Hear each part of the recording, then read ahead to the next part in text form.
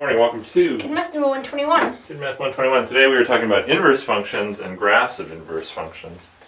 And kind of struggled. Actually, we both struggled with it, right? Kind of an early morning brain stuck in first gear, right? All right, so we're going to do an example, sort of like we did. Okay, so we're going to have let f of x equal 2x plus 1. Find the inverse function. Do you think you know how to do that? Yeah. Okay. So the inverse function just means f of f inverse of x equals x. Okay. I'll just substitute f inverse for y to Okay. make this a tad easier. All right. So then we can use our, since we know what f of x is. Yeah. 2y plus 1 is x. Okay. We have to get what y is, so 2y is x minus 1. Y equals x minus 1 over 2. Okay, very good. So we have f of x equals 2x plus 1. And what does f inverse of x equal? X minus 1 over 2. X minus 1 over 2. Okay, very good. Good job finding f and f inverse. And it's quite a mystery why our other one took us 10 minutes, right? Yeah. All right, so now it says, let's graph. Let's take a look at the graphs of the function and the inverse function. And let's just kind of do this quickly. Now, we would also want to check that f and f inverse work to be x, but I want to skip right to the graphs, okay?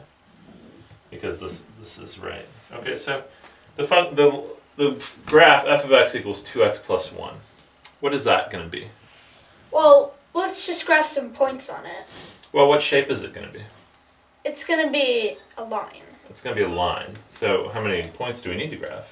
Or to check, to graph this function? 2 points. 2 points. Okay, what do you want to check?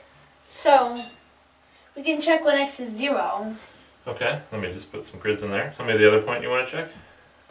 When x is 0 and x is 1. Okay, when x equals 0, what do we get? We get 1. Okay, so we get the point 0, comma 1. Which is this point. Okay, and what's the other point you want to check? 1, comma 3. Alright. This point. Alright. It's going to be a line kind of going up like that. Yeah. So, for every 1 we go over, we go up 2. So we got to be careful on this, because if we go over 1 here, we go down 2. So we're actually hitting right there, kind of. So we haven't graphed it exactly perfectly right to scale, but that's okay. That's okay. X minus 1 over 2 now. What sort of shape is this going to be? This is also a line. This is also a line. Okay. So if x is 0, y is 0. Because it's minus 1/2. Okay, when x equals 0, y is minus 1/2. So here. Okay. And when x is 1, y is 0. Okay, when x is 1, y equals 0. This is a much shallower line. Okay.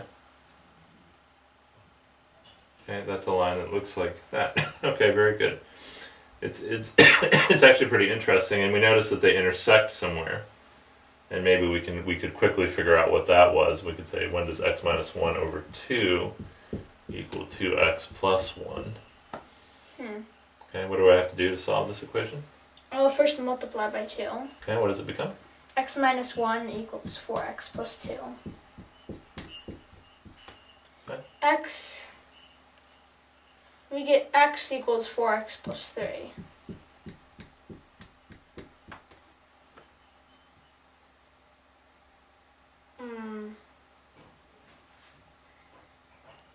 Well, it's 3x plus 3. What is 3x plus 3? 0 is 3x plus 3. X has to be negative 1. Okay, x equals minus 1. Kind of looks like it's around that area. Well, x equals minus 1 is right here, so they're going to intersect right on that point there. So so we didn't get the scale quite right. Yeah. But you can see the relationship between the graphs, and that's what we're going to be talking about later in the week. Alright. Okay? Good job, sweetie. Good job today.